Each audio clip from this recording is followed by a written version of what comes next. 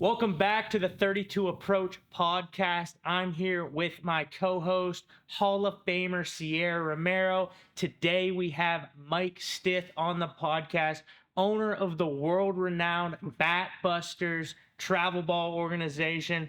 They're ranked number 1 on all the charts you look at. So go ahead, take it away. Well, one of the big things I want to talk about with you, Mike, is what it took to get the Batbusters where it is today, because I don't think a lot of people realize what all goes into it. I don't think people believe what I tell them I did when I was younger. And I know the athletes are still doing it now, but can you talk a little bit more about it?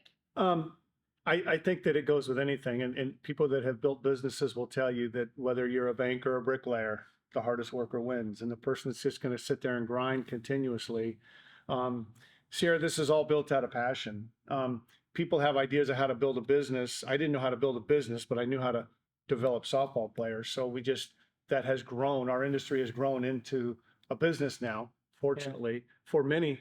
But it's the grind, trying to get people to understand what's inside of them and trying to get that out of them and trying to grind, whether they're younger athletes that's starting at, in intermediate school, up to the high school, preparing them for college. But it's a never-ending passion. You just can't stop doing it. Anybody that's successful will tell you. You just live it 24/7, and it has developed into quite a unique thing. How'd that passion start for you, right? Because Guy, growing up, probably you obviously played baseball growing up, not softball, or did you? How did that? Not as much as you may think. So I played until I was a sophomore in high school. I went to a real productive football program. I went to St. Paul High School. So at that school, you played football, although we were very good in baseball. But my sisters played. My dad was president of Whittier Girls Softball. My uncle, I was involved with softball from the time I was 6, 7, 8 years old, all the way up until, I had kids.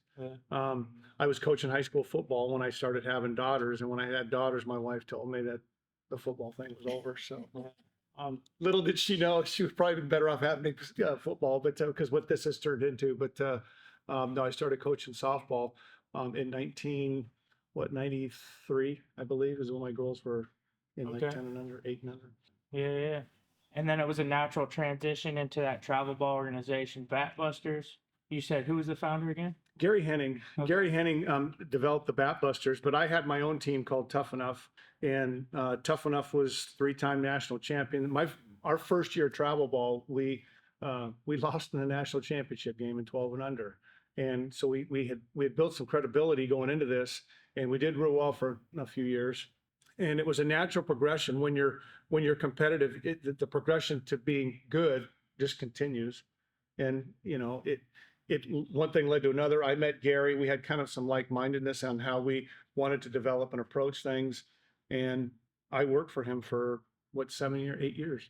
Wow, coached with him. That's when I met Sierra. Yeah, I was about to say we got to go down memory lane a little bit, because I was on, I don't remember if it was Victory or USA Athletics at the time, because we were 2 different names with.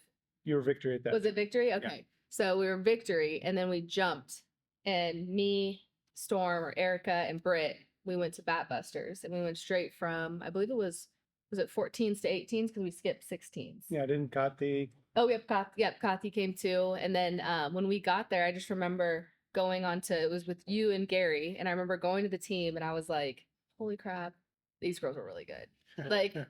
They're really good. They're way bigger. They're smarter. They just know everything. It seemed like they knew everything. It was crazy, because when I walked up to practice, and I remember actually being in my first practice, I had never been more exhausted in my life, because I felt like I had just got ran over. I just felt like they were running circles around me.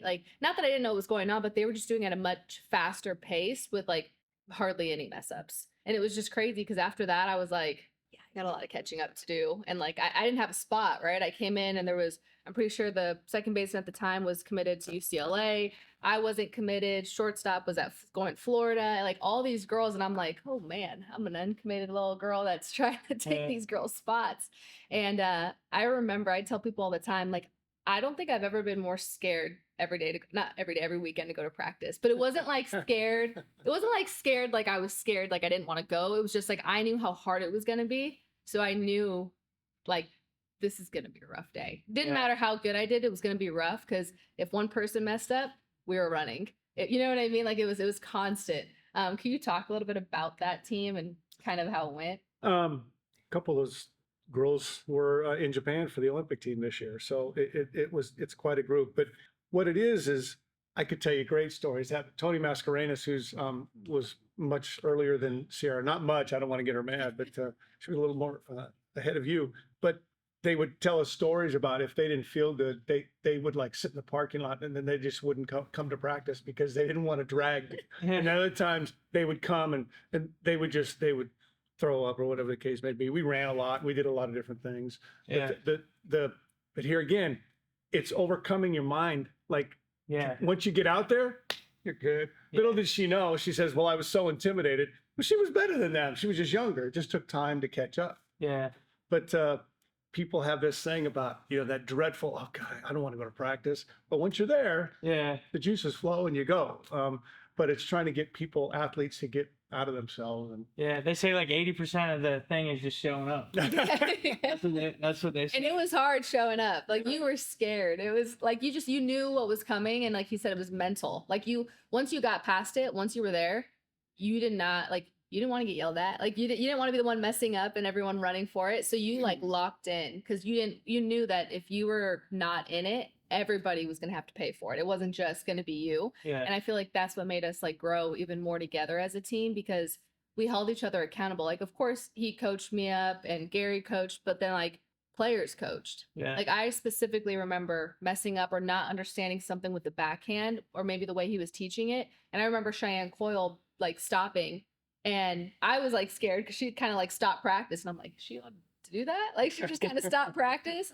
And she came over to me at second and was like showing me what I was doing wrong and what I needed to do. And it was funny because like when it happened, he kind of just stopped hitting and he did his little like famous like lean with the little bat like on his hip. And I was like looking at him and then he just went like that, like and like was like, yep, go. So How she old went. were you during it? Like what year was this? I was Sophomore. sophomore in high school. Yeah, Okay. sophomore. You want to talk about feeling prepared for college? Like when I got to college, I felt like college was a walk in the park. Like Yeah. practices were not hard for me. If anything, I was like, oh. this is What's how it is. was there like punishment or anything? Like oh yeah. Yeah. Yeah. Oh yeah, yeah. We ran a lot, and Gary was old school, and if there was constant screw ups, there was a telephone pole like way out in the park down there that they had to go run to, and Yeah. different things. We would stop and do these just ridiculously crazy endurance drills with bouncing balls and stuff, and yeah, there was Just build there was mental penalties. There were penalties. Yeah. It's But- funny because a lot of what he taught, like I took. Yeah. Because that's what everyone always asks, like how did you get the mental toughness side down? Between him and my dad, I don't know how I couldn't be mentally tough. Yeah. Like between them two, like it would be impossible just because of everything that we had to do at practice. Like you had to learn constructive criticism at a young age. And I think that anybody that's willing to learn that and take that, because it is hard. You're getting yelled at. You might be getting a couple cuss words or whatever. You know what I mean? Like if you're able to take that and like let the bad in one ear, not the other, and take the good and then move on from it. I mean, that's going to be life too. Life's not going to slow down and Yeah. come at you easy. Like life's going to come at you hard. You got to take whatever you can and learn and like run with it. Yeah, go ahead. What's incredible, and that was probably 2010, right in that time frame, Yep. that window. Today, 2023, the same reverence of practice is held. It's That's awesome. what Sierra and people way before her, whether it's Taryn Mowat and Gary's coached hundreds of really talented individuals, but that tradition hasn't changed. Awesome. It's grown because of information and development provided people such as yourself that have shown us, sprinting to the pole is not necessarily the best thing for your athletes. There's Yeah. other ways to get to where you want to get to. And but the intensity, the focus, and the commitment Yeah. hasn't changed one step at all. Which is just a sheer testament to what you've built, because like as you know, to still have that same coaching style as like society is shifting, as these parents want to, speak up more, like saying like, hey, I'm sure you get this like all the time. Mhm. So to be able to continue that same like gritty old school mentality, but also adapt is like pretty incredible, because the easiest thing to do is just be like, hey, no, we're not going to do that kind of stuff anymore. If you show up late, we're not going to run till you throw up anymore. Like, that's not us. But that's just a testament to you. And like, that's why these players coming out have such an elite mindset. Like, I would like to think, Summers, it's more of a testament to the athletes that have gone before the ones we have now, such as Sierra. The groundwork has been laid. Nobody's gonna mess it up. I can tell you one time we had a tough weekend, and this was when Sid was with us, and we had to do we ran up like 26 foul poles. It was like some stupid thing, because we popped up a bunch of, we did something. I can't remember what the case may be, but we had to do 26 foul poles. And I'm sitting there thinking, man, we're going to lose a half an hour practice because of these 26 foul poles. And I'm thinking, I'm thinking in my head, maybe if I do something, we do a perfect game, and if they complete that well, then I'll cut half of them off. So we get to practice. I'm thinking, okay, and I'll never forget this. Amanda Lorenz comes up. She goes, "No, we're running the foul poles. yeah. We're running the foul poles, and then we'll start practice." And they did. There's no bargaining on being good. Awesome. There's no bargain. No. And that's what they did. That's it. So I just, from now on, when we show up, if there's pain to pay, they just do it. I don't have to, I walk out and it's done. I don't have to worry about it. There's even still that intrinsic motivation in those Yes. athletes, because Yeah. I think they can see, okay, the light at the end of the tunnel. If I do this, maybe I can end up like Sierra. Mhm. Like that's their ultimate goal, is to be the best softball player they can be. Yes. And you have a proven blueprint and structure to get there. So it's easy for them to say like, okay, I'm just going to suck it up and do this because this is proven to work. But getting to that point is the hardest part, right? Like proving that like time and time again, just pumping out athletes, I still had bargainers. I still had Maya Brady coming up and saying, "What if we did this?" No, Maya. Yeah. This is what we're going to do. And they would work harder than anybody. It was great. But you always have that bargaining chip. But they do that. It's funny because talking about like sprints. So he coached me for 1 year in the pros when I was with the Pride. And it was by far like one of the best teams that I had played on that year. And it was so funny because he shows up to practice, and I just remember Chip also played for Mike. And I was like, all right, Chip, like, what do you think these practices are about to be like? Do you think it's going to be just like travel ball over again? Like, I was anxious going to practice. I was like, oh my gosh, what's about to happen? Like, You had flashbacks. yeah, I was getting flashbacks, and I was like, are we about to run? He's going to see how out of shape everybody is, and he's going to make us run even more. Like, what's about to happen? And I remember we got up, pulled up to practice, and I warned everybody. Like when we were in the locker room, I'm like, you guys, just so you know, like we might have to run. And some pros are kind of like, what? Run? We gotta run? And I'm like, yeah, like we might be doing conditioning, and they were not having that. And I'm like, I'm just like warning you. So we walk out, and the first thing he says, like, all right, get on the line. And Lauren Chamberlain literally goes, like she was like, what did he just say? And I was like, told you, let's go. And they all like were trying to creep, go start practice, and me and Chip were like, let's go. And we all just turn around, like me and Chip just turn and start going to the line, and we started running. And they weren't happy about it, but by the end of season, we did that every single practice before we started.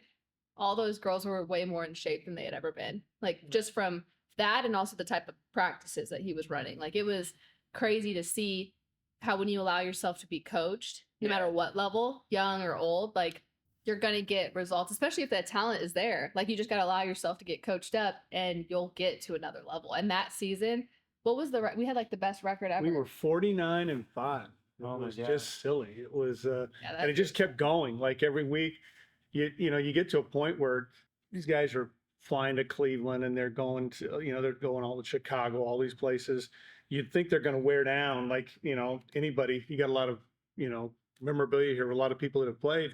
It wears you down, and it's more of a mental thing. And then as you get late in the season, the mental becomes physical. Your body just can't do what it needs to do all the time. And they really just showed some sustainability. They really did a good job down the stretch. Yeah. There was just no way they were going to lose. It was just an incredible feeling because it was a good team. Yeah. And I'm talking unity wise.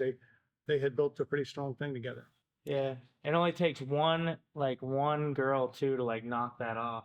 Like, Yeah. so that's incredible that you have that. And that brings me to my next question, right? Like, do you have some sort of, debriefing or application process like you look at for like personality wise to join your program, to join your teams?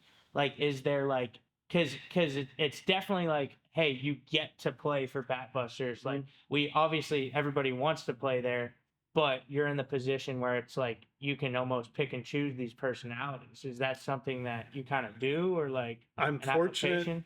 because I start working with some of these kids when they're 10, 11, 12 years old. Yeah. I know their DNA. I know them by the time they get to me, whether I'm working with them in the cage, I watch them in the weight room, the way our structure's set up, where my cage sits when I'm working, my eyes right through into the weight room. So I can sit there and I'm watching hitters and I'll watch people. I know who the 9 rep person is and I know who the 12 rep person is. Okay. And so like 8, 9, I'm good. And they go, Yeah. and the person that gets the last 2 in, I know who they are. Yeah. And so that tells me a little bit about who they are when they're preparing. So when you get them out on the field, if there's flaws in some of the things they're doing, it's workable because they're willing to put the time in. Yeah. But the uniqueness of it is to get to see them when they're in 7th grade. 6th, 7th, and 8th grade is when you start to determine who has that stuff to get through this. Are you able to like take a girl at, say, if they're in 6th grade and like just be able to be like, all right, she has it or she doesn't? Yeah. Just, yeah. Yeah. There's one that's going to try and win her 4th national championship this year. I knew Tiari Jennings. Tiari Jennings was real tall, thin, real thin. I mean, I'm looking at these tripods here. She was real thin, but there was something about her that she would go get balls and she would do things, and her lankiness was obvious, but her athletic ability and her drives was quite unique. And there was a good group there. They all played for, at that time, Robert Young was coaching them when they were like 11 years old, I think. But you recognize that right away. And those types of kids, Sierra was an itty bitty kid when she was on Mark's team. But you recognize the drive, the determination in them. So to answer your question, yeah, you see it. Yeah. And you can recognize it early. There's pieces, obviously, of the puzzle that need to be built, but you recognize the core there. Do you ever see, so as a coach too, I haven't been doing it anywhere near as long as you, but I can kind of see that too in kids, like if they have the intrinsic motivation. And I do a very bad job, I'll admit it, to where like if I say 10 reps and like I go in the office and look on the cameras and they do 6, I like almost automatically write that kid off. I'm like, all right, whatever. Have you ever seen a shift where like somebody wasn't born with or had the intrinsic motivation, but they were able to develop it, like get guided on the right path? Sure. Yeah. Yeah. And because nobody's brought that out of them. You don't know their background. You don't know where they're coming from. Is anybody motivating them at home? Is there a reason why they're cautious? Every book has its different ending, and you have to play with these kids a little bit and see where they're at and what they're doing. They all develop at different paces. Yeah. I can remember I did a camp and I invited Amanda Lorenz when she was like 12 years old out, and she was playing first base, and she actually thought she was an infielder. She'll probably laugh and get mad if she hears this, but and I knew right away. I watched her. I go, okay, here we go. And I'd already known Sid because we had a younger team. Craig Snow had a younger team. And so a lot of those were already on our program. And I'm looking at all these kids, putting them in places. And that's the time when, because I saw so many of those kids, like that player. Yeah. That's when I left Gary's team and formed my own team. Okay. And that's when the transformation of the Batbusters began at that point. Yeah. And it's because of those types of players you speak of. It's funny because like what you're talking about, like the kid that might just need that extra push, or like a coach that's able to get to them in a different way. Like I always tell people too, like him, my dad, Hutch, like they knew how to get under my skin. They knew how to get me going. Like if I was at all like not where I needed to be in that moment, they knew how to say something that he said it the other day in an interview. Nick told me you called it anger for greatness. Yeah. I had an anger for greatness. So like I got mad. Like I had a little temper. I still do. A little. I had a temper. And so when I wasn't making the plays, he would always, I hate when people say nice try. Like I think that's like talking down to That's somebody. poison. Yeah. I'm like, you're basically saying I'm not good enough to do that. So nice try. Like it's like a nice way of saying you're not good enough, but good effort. Like Or tap a ground ball to you. There's one you can handle. yeah, he would say that. And so he would do that and I would dive, right? This is a play that's like, it's not like a routine play, but he'd be like, nice try. And I'm like, again, nice try. Okay, let's go again. And then I mess up so many times, just like he said, he would just go, here you go. One right at me. And I would literally just go. Let it go. And I wouldn't even field it right. I would just go. And I'm like, again, like we would go back and forth. And like my dad did that to me. Hutch did that to me. Like those were 3 people that really knew like how to push my buttons in the right way to get me going forward, especially when, because you can easily start to get mental on something like, dang, I can't feel this. I can't hit this pitch. But it was always like, again, until I figured it out. And I feel like that's something that's just really interesting because those athletes that are able to take whatever their motivation is and use it to like push them forward, and a coach that's able to get things out of them. Yeah. I mean, Yeah. I don't know what I would have done without that, because that's how I kind of learned how I was as an athlete. And that's why everyone always thought I was mean when I was on the field. I play better when I'm mad. Yeah. So I'll make myself mad in games. I have nothing to be mad about. I will find something to be mad about because I play better and I'm just more locked in. And if I'm not like that, I mean, this is a perfect example. My first year back, last year for Athletes Unlimited, AUX, I walked in mad, finished top 10. AU, I was like, you know what? I'm just so happy to be here after being off from softball for 3 years. I was like, it feels so good to just be back on the field. I'm just going to be very grateful and blah, blah, blah. And I finished nearly last. And I was like, that's because I took my foot off the gas pedal and I didn't play how I normally played. I was too thankful. Yeah. It's like, no, don't forget that for the past 3 years, you've been working your butt off to get here and it was hard. Like, take that and run with it and play mad again, like be mad. And then this past season, same thing. I came in, I'm like, I'm playing mad. Like, I'm not going to be just thankful to be here anymore. Yeah. So it's kind of crazy how that little bit of a shift can really take you in another direction, but it doesn't happen until like maybe you figure out what that is about you. So like that kid that you're saying you see doing the less like reps, Yeah. I just imagine him saying that. And if it was me, he'd probably come out and be like, yeah, you probably don't want to be great, huh? Like, you don't want to be an All-American. Or he'd probably say something like, yeah, Hutch probably won't start you. Like, he would totally say something like to call me out. And I'd be like, oh my gosh. And then that would never happen again. Yeah, if you ever need to be pissed off, just give me a call. Yeah. Sierra's a different beast where it's like, okay, you give her a little chip on her shoulder that motivates her, but some girls just completely shut down. Mm-hmm. So it's like, how do you adjust that coaching style to get the best out of those girls that just don't have the confidence? They may have talent, right? But their self-confidence is so low. Like, what do you do for those girls? You have to know each athlete. And first of all, I'm not going to change. I am who I am, but the ability to read somebody is different. And she can tell you, I had people that you yell at, and there's people that you can't yell at, and there's people that don't need to be yelled at. There's people that they're all different. And I think that the greatest thing a coach can bring to a team is the understanding of his athletes, knowing who you're dealing with, knowing which ones you need to push a little bit, knowing which ones you need to back off on. And I've seen them all. I've had a variety of people, but it's just, this is why the time that you're doing, whether you're in the cages or you're in the weight room, just working with them, doing the basic things, you get to know their work ethic and who they are and what motivates them. And you tend to match your responses back to them in a like manner. It just depends on who they are. I think a good example is when my youngest sister, Sophia, played for him. I remember I was like a little bit anxious for her because I was like, okay, Sophia's not one to take like the yelling. Like she will get her feelings hurt. She's not like that anymore. Now she's a little, she'll talk back. She'll say whatever. So now she's a little smart mouth. But I remember going to practice and watching, and he still yelled at her, but it was in a very different tone. And sometimes it's just the tone. Because I remember thinking, I was sitting in the bleachers and I'm watching her get yelled at, but I was like, dang, he's being nice. Like that's not even that bad. Like I remember like being like, come on, Mike, like get into her. But then I also remembered, I'm like, well, Sophia probably isn't going to respond well to that. So he was very much yelling in a different tone of like, it was more of like I'm expecting more from you and I know you can do it. There was one girl there that was not fielding the ball. I remember she was at third base and it was obvious that he had gotten her head.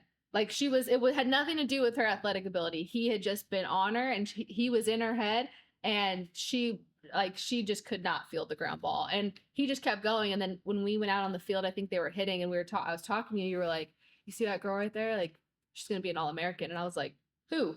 The one that couldn't field one ground ball? And he was like, yep.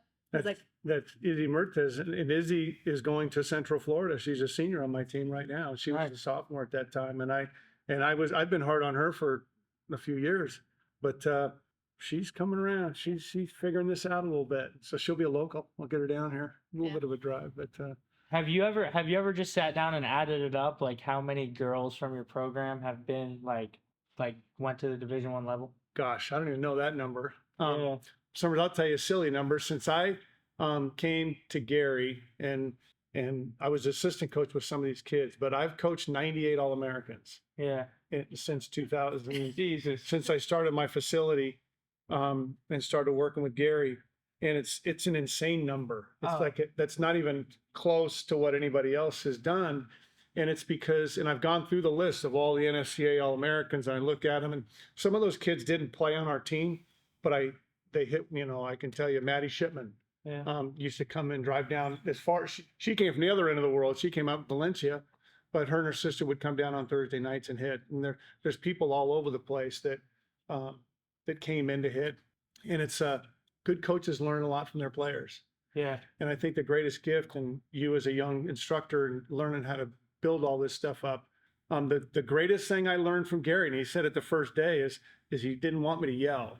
And that didn't happen basically, but yet I learned how to shut my mouth. And I think that there's times when you're going to learn more from your athletes just by standing back and watching how they do things, because it is about them. So they have to figure this out.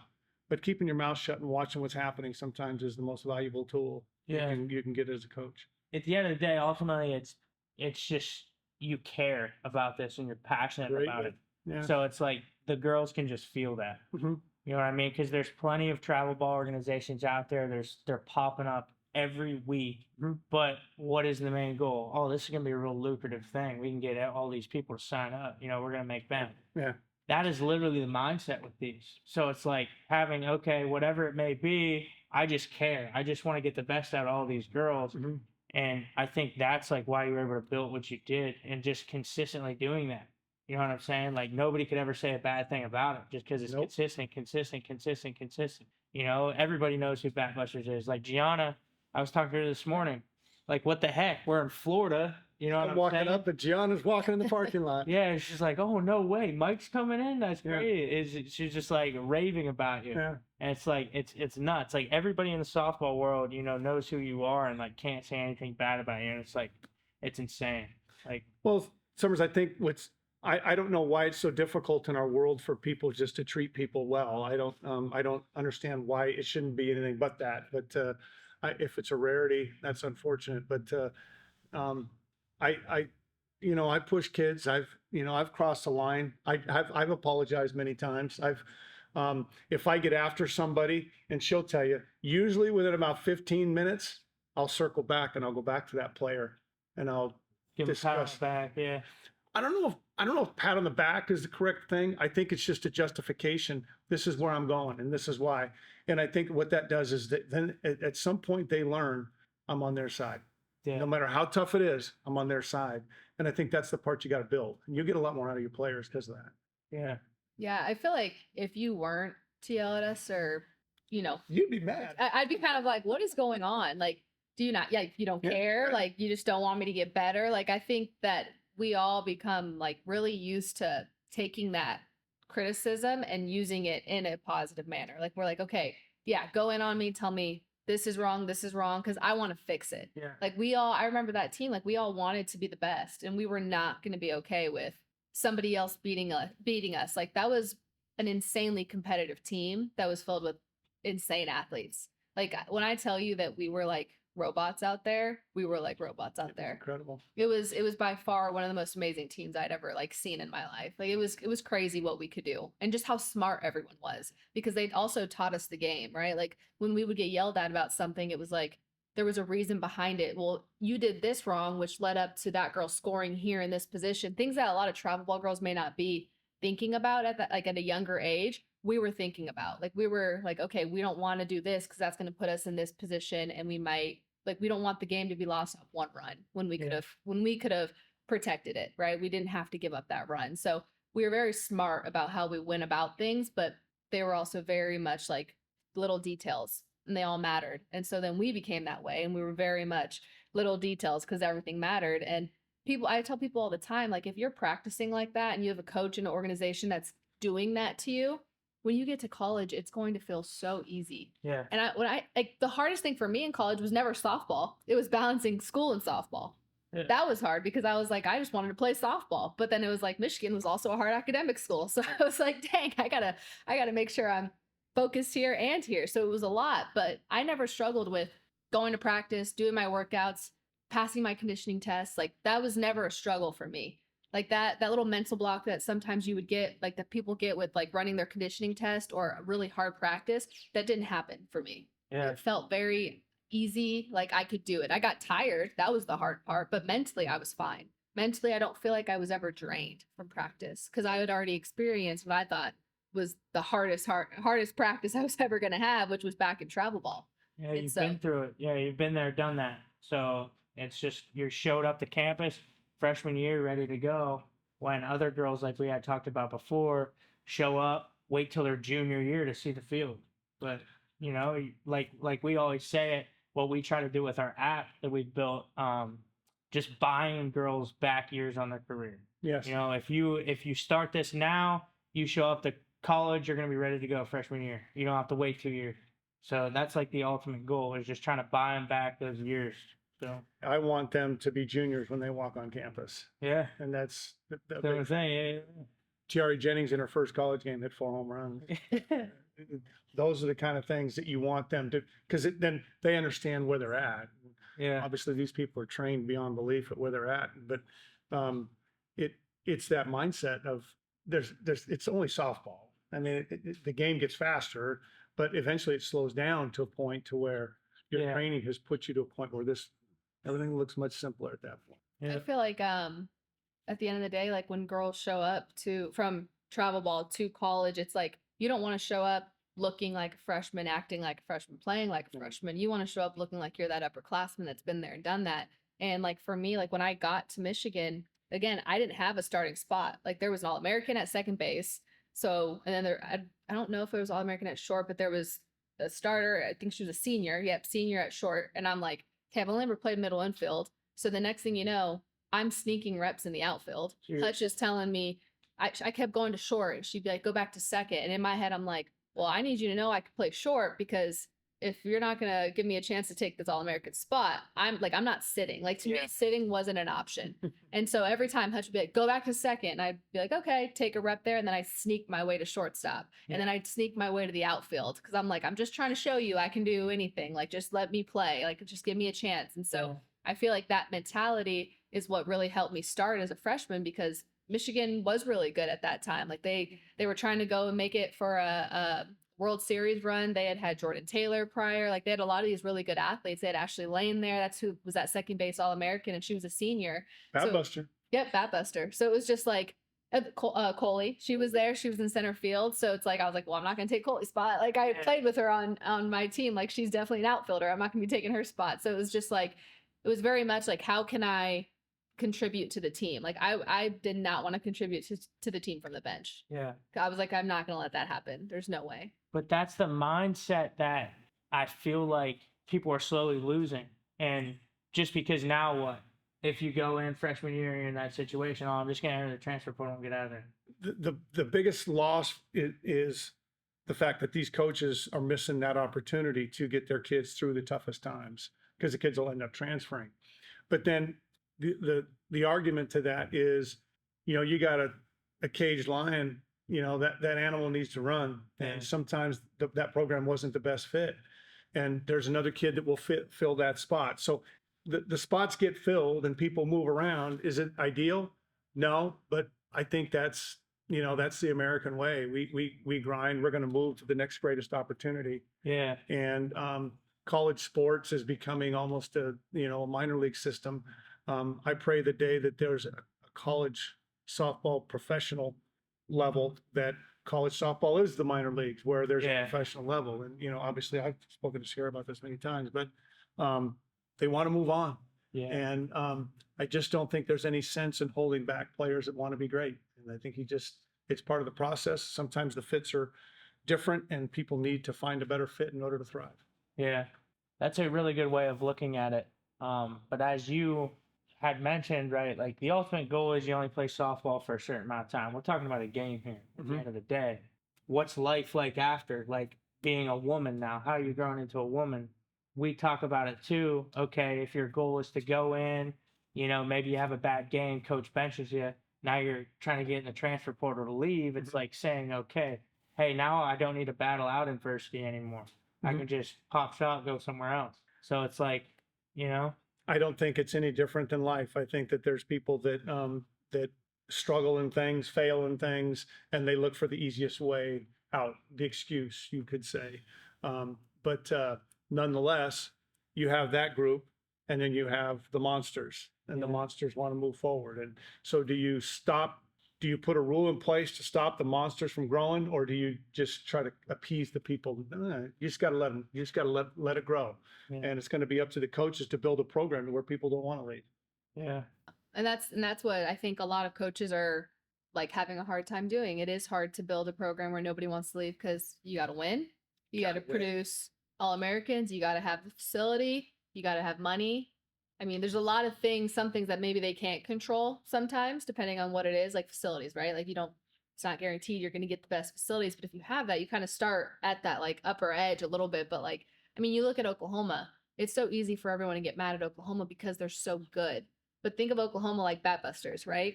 So people are like, Batbusters doesn't need to go find people. People are coming to Batbusters, right? Or that he's already coaching them because they're 12 years old and they're coaching all the way up, staying through the system. Like, everyone wants to go to Oklahoma to win, and Patty's not going to let just anybody into Oklahoma. Yeah. It's going to be a specific type of player. And I mean, honestly, like a lot of them are Batbusters at Oklahoma. They have that same mentality as her. Like, I know how she thinks. I've spoken to her. I've seen her coach. I know how she is, and she has to have an athlete that can handle it. Yeah. And if you can't handle it, you're going to leave. Yeah. Not saying that all of the ones that leave can't handle it, but it's just like, it may not be the right fit anymore. Or maybe they already did what they wanted to do. They won a handful of national championships and they're like, what else could I possibly do? I'm going to go somewhere else now. But I think that what's interesting is like these athletes, there's literally All-Americans on the bench at Oklahoma. Yeah. And they're still battling it out every single day. For that hope of playing, yeah. It's really cool to see. Spot. This has been a recent shift in softball. Baseball's been around for a little while, right? Is the strength and conditioning component, the physiology side of it. Where have you seen that? Like, how big of an impact has it had on players' games? And then, like, do you recommend, right, like, what's a good age to start the strength and conditioning side of things? I can tell you we have 9 and 10-year-olds in my facility working out. They're not necessarily, like I told you earlier, they're not lifting barbells or doing anything like that, but we do med ball work. They do kettlebells. They do different things to begin the process of feeling what their bodies are doing. Obviously, they're growing and you got to manage what they're doing, but teaching them presence in the weight room, an understanding of the weight room, that alone, we talked about having your players leave high school and go into college as juniors. Well, some of that has to do with awareness of their bodies and awareness in the weight room, just the presence of mind, knowing how to get prepared. And that starts at a young age. So how you use it, I don't think that, most of our kids are in junior high when they're really start figuring their bodies out, figuring their sport out, how good they're going to be. They're going to commit to doing this.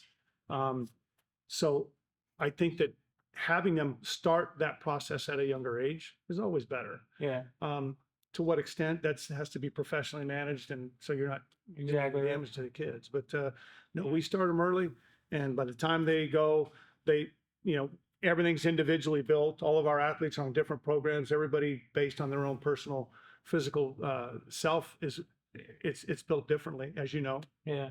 But the earlier the better. Get them going. Yeah. Get them going. Teach them how to move first. I've been enlightened by some really, really good people. And our trainers, you would get along great with them. Yeah. They just some of the things, learning how the female athlete moves and just the term good body movement, positive athletic movement. I mean, I never thought we march. They do somersaults. Just to create body movement. Yeah. Kids don't climb trees anymore. They don't climb the playground equipment anymore. They don't play hide and go seek. They don't do things outdoors that maybe not you guys are young, but Yeah. that I used to do. I see these big old trees out here. I'd be climbing those trees. Kids don't do that anymore. Mm-mm. So their glutes are poor. They don't have any hip rotation. They don't do things that a younger athlete 25 years ago did. Yeah. So we have to figure out ways to implement that and utilize that to advance in their sport. So it's not easy. Yeah, like younger females for sure. I'll notice, okay, Steve, our hitting guy on here, is hitting with them, trying to get them in these certain positions they need to be in. And it's not that, they're not getting it. It's that they're too weak to be in those positions. Yeah. So it's like strength is always going to be a prerequisite to everything we do. It's a big girl's game with us. Yeah. I say if you ain't 180, you ain't no lady. Like, but it is the truth. Like that is where, and that's what makes the game fun. And I think, in my opinion, that's what's gonna make it like grow. Is these girls hitting homers? Jocelyn, her. Like that's fun to watch. Mm-hmm. Like as a complete outsider, I knew nothing about softball until like I started down here and started getting like girls in here. Mm-hmm. I used to thought softball was kind of stunk because it was just like girls running and slapping the ball over the infield. And it's like, that's not too fun for me as an outsider to watch. But I didn't know, like I wasn't in it, But now I see, these girls like Skylar, these girls like, her, freaking Jocelyn, like hitting absolute nukes. It's like, oh my, that is fun. Like the game could change at any point in time. Data has caught up to our sport, and it's as baseball guys go through their careers, they get into softball and they realize that the female athlete's far more focused than most of the men. And they realize that they can use their knowledge to really grow people that are sponges looking to learn. And so that's what is happening. There's a lot of people coming from the baseball world into softball, realizing that it's fun and different. It is a different game. But yet the mechanics of hitting and the physiology of hitting and what it is no different. Still got to hit a ball. You still got to hit a ball. Girls do it a little bit differently with their lower halves more than the guys use their upper bodies, but it's unique. And the training in the weight room is what has changed it for us. I don't understand. We've been doing this just real heavy for the last decade, and it shows in our players. Their physical presence, what they do in college when they go to college. It's different level stuff. And it's all because they've learned with their body movements. And I can tell you, going back to when I had Sierra, we had a hitting group. We used to break it up into 3 groups. One group be out in the cage and one group be on the field. Well, I had a group, and I remember it was Lauren Chamberlain, it was Megan Wiggins, and I believe Goody, Chelsea Goodacre was there. And I asked, we were doing some drills, and I had big med balls, and we were hitting on med balls to try to get their hips to rotate. And I asked Lauren, I says, if you could go back in time, what would you want to know differently? And she says, I wish somebody would have taught me what my body does, because now I know what my body does and I can do things that I couldn't do before. And it's merely just knowledge. It's not physical presence. It's not seeing the ball better. It's nothing. It's what my body does. And so I took that little comment she made, I took back, and we have taken this to a different level with some of the things that we do. And I pick a lot of this stuff up from other people, but front hip acceleration to glutes, understanding what the athletes are doing, what the female athlete does, it's gone to a different level, and all because of that comment that she made that day. And that's why you see that gap in your players compared to everybody else, because like everybody isn't on that train. Well, there's great players, there's great players everywhere, and I don't want to diminish anybody. There's really good players all over the place. The thing is it's being in a group of like-minded people that are focused very narrowly on what they want to be. And that can create some really cool things. When you play teams around we're here in Florida, we're playing this weekend, and we'll play some of the best athletes in America. And it's exciting to see where our sport is going and the growth of it. But we have the advantage that we have just such a tight group that is so like-minded that it kind of just, it's crazy how consistent it can be. Yeah. All right. One of the things that I know a lot of people want to pick your brain about is the recruiting scene and what that looks like. Obviously, for every athlete, it's a little bit different, but can you talk a little bit about what it is like on your end as a coach and what you do and like your input in things, but then also what those girls are having to do? Sierra, I'll tell you, there is many people much better at organizing, contacting, reaching out, and searching out places for their kids to go to school. I've never been good at that. I realized that what my thing is I have to develop really high-end players, and the recruiting stuff just takes care of itself. Yeah. And I'm not naive to that. There's many people that know the game of recruiting much better than I. But I also know that a person that knows cars, when they walk into a car dealer, they know which car is a good car. And I have always felt that about players. I often listen to people sell a player to a college coach. What do you need? I got this and I got this.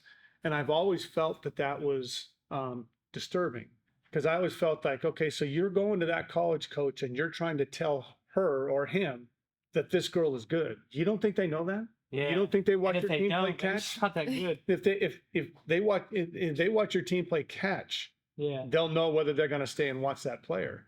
And so I've stayed away from that. You'll never see me at fields kind of going around, and I'll talk to the coaches after, Yeah. because I feel they're doing their job. But I think it's important to develop the things that, Sierra has touched on, some of these things, the knowledge of the game, knowing that if you make that error in the third inning, the players that know they're not going to make that error, because they know, that's going to allow Corey Seager to come up in the bottom of the ninth and hit a game-tying home run, because that error you made in the third inning, everybody says, oh, we got out of it, nobody hurt. Oh, yeah. Corey Seager came up in the ninth inning, just hit a bomb and tied the game. There's things that happen in games that college coaches can recognize, the simplest of the game that your kids know. Yeah. And that goes, it's refreshing to them. So they're going to walk in on that kid. That's my job. Yeah. Not going around soliciting. It's my job to develop that instinct, that preparation for them to play at the collegiate level. And that's the part that I want my players to be endeared to these college coaches. Yeah. Just like people want to take shortcuts and everything with their development, but at the end of the day, even if you do somehow wiggle your way into a good program, you're not going to play. The game, You're gonna the get game exposed. knows. So then it's like, how the heck are you, how'd you make it here? Yeah. Because it is like that. Like sooner or later, you're going to have to play the game. So Sooner or later. Yeah. So the only thing you can really control as a young female wanting to play at the highest level is your own development. Right. There's no gray area. You're either getting better, you're either good, or you're not. Yep. So, and that's like the beautiful thing about sports. It takes everything out of the equation. 100%. Like race, gender, anything, right? You're either good or you're not. How you get there, is up to you. Yeah. How you get there is up to you. But if you are good, they will find you. Yep. The only argument you can make is like, back where I'm from, I'm up in PA. So like it is hard for, to get exposure, but there's ways around it. With your program, no hassle at all. You guys are going around the country playing travel ball in front of all these college coaches like that. So I'm guessing like, hey, if you're up north, try to get on one of these good, premier teams to go then do the showcases. Exposure is everything. Like when we went to those camps, like if you're not camps, tournaments, but we did do camps too. But if you're going to the tournaments, at that point, it's up to you, right? You're there at the tournaments, but you got to play well. If you don't play well, that's on you. So that's you taking accountability for your future of, okay, my parents are putting me in the situation, right? I am on this travel ball team that is taking me here, here, and here. Now it is up to me to perform. But the only way you're going to perform is if that development side is there. Like, are you doing what you need to do throughout the week to be able to perform on the weekends? Because it's not just one of those things where you just show up and you get lucky and you get 3-4 home runs. You have a great game. And I've seen that. You've seen it. It happens. It's rare. But it's just like, you got to be willing to put in the work. And if you're not, it's going to show in Yeah. everything else that you do. So it's one of those things where it's like, yes, the travel ball scene is very important. You want to be at the right, tournaments and get that college exposure. But there's also college camps. And I know that a lot of people don't like to say, oh, go do these, camps or whatever. But if you are somebody who's not on that travel ball team, but you really think that you can go and play at that school, if you show up at that school and you just completely beat out all their recruits that they have there that they're really watching, that's going to turn some heads. And that's believing in yourself, betting on yourself. But like, so you can get exposure, right? Or you could get exposed too. So that's when it's like a point where we have, freshmen in here trying to go to these college camps, trying to go to a big Florida State camp, and you can't even throw the ball over to first base. It's like, hey, how's that going to look good, to Florida State, So it is finding that happy medium, get exposure, getting exposed, but ultimately it comes down to you can't cheat the system, right? You don't just get to play Division I softball. You have to earn that. And it's like, that's the gap. That's the gap right there. That's why you're here. Yeah. That's why you're there too. Yep. The development and everything that goes into this. It's what do you want to be at the end of the day? Yeah. How do you want to look upon yourself? And how old are you now? 29. 29. Dang. The thing is, when you go back and you look at, are you proud of what you put together and how did you get to this point? And at the end of the day, you want to be able to look in that mirror and just say, okay, I did. Because, I probably yelled this at her many times. You never want to look back and you never want to say, shit, man, I should have done that. I should have done that. I should have done that. You never want to do that. And as an athlete, that's what you talked about it's sports. Sports it's unique. It's its own entity because you do it, you get out of it what you put into it. Yeah. And you never want to be ashamed. That's for sure. Eat what you kill. Yep. Yes. Yep. It's everybody wants to be Sierra Romero until it's time to do what Sierra Romero does. Well, that's the hidden piece of all of this. Yeah. There are, as I said, I call them the monsters. The monsters need to grow, and you got to let them play. And they're fun to get. They're fun. They make it all worthwhile because, like I said, you learn a lot from them, and it helps you grow as a coach and as an instructor. All right, that's a wrap. Thank you guys for joining us on the 32 Approach podcast. Make sure you check out the Batbusters section in the 32 Approach app. Use code Batbusters for a discount. You guys will not be disappointed. You want to be an All-American and see what Mike Stith has done with the best of the best. Get on the app, use the code Batbusters. Check it out today.